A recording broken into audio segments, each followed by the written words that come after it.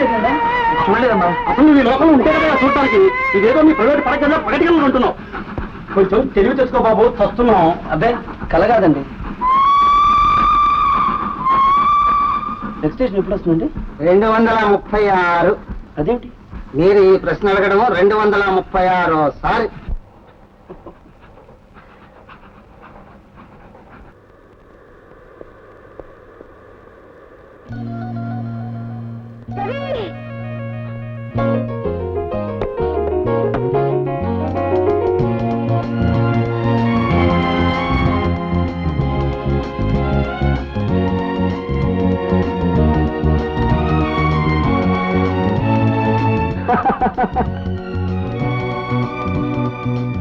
రవి, ఓ ఛాయా, వచ్చేసావా రవి? నీకోసం వచ్చేసాను ఛాయా.